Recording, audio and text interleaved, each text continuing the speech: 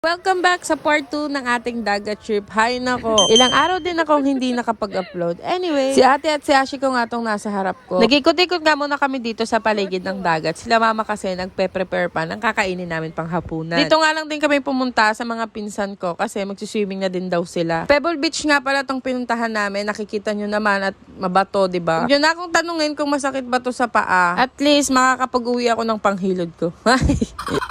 Eto namang pimples ko, wrong timing, apakasakit aba. Hindi man lang nahiya sa akin, alam na magdadagat ako tsaka pa lumabas-labas.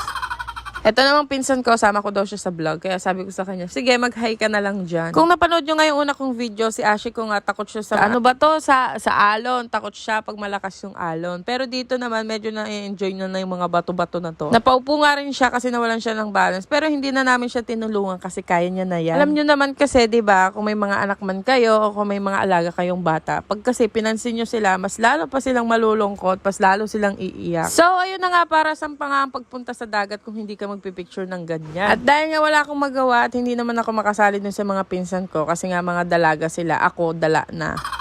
Sabi ko na lang doon sa isa kong pinsan na lalaki, videohan niya ako at bababa ako dito sa mga bato-bato na to. Paano ba naman kasi? Nag-enjoy naman akong maglakad dito sa mga bato na to. Pero ang hirap talagang maglakad dito, promise. Hindi siya masakit na nakakatusok. Masakit siya kasi bukol-bukol siya sa tsinelas mo, ganon.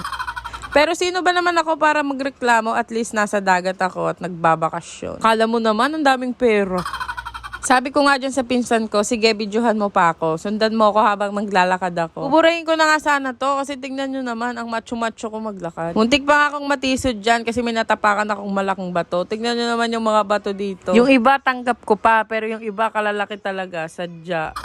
Dito na nga tayo ulit sa mga pinsan ko. Sabi nga ni ate sa kanila, pumunta na kayo sa dagat kasi magagabi na para mapicturean ko na kayo. So, ayan, masunurin naman sila. Hindi naman halatang masayang-masaya sila, diba? Paano naman sila hindi sasaya? Hindi na nga namin maalala kung kailan yung last time na nagsama-sama kami ng ganito. Kasama nga rin namin dito si Aki, ayan, at naliligo nga siya. Binabantayan naman namin siya, nandito lang siya sa gilid. Eto namang si Ashiko, pinahawak ko muna dito sa isa kong pinsan kasi sabi ko magbi-video lang ako. Sakto naman behave si Ashiko, kaya nakapag-video ko ng maayos. Pabalik na nga kami sa room namin. Nagtataka kami dito kay Ashiko kung bakit ang bagal niya maglakad. At ito nga ang dahilan. Tignan nyo naman kung gaano karaming bato yung nandiyan dyan sa loob ng Crocs niya. Kawawa naman.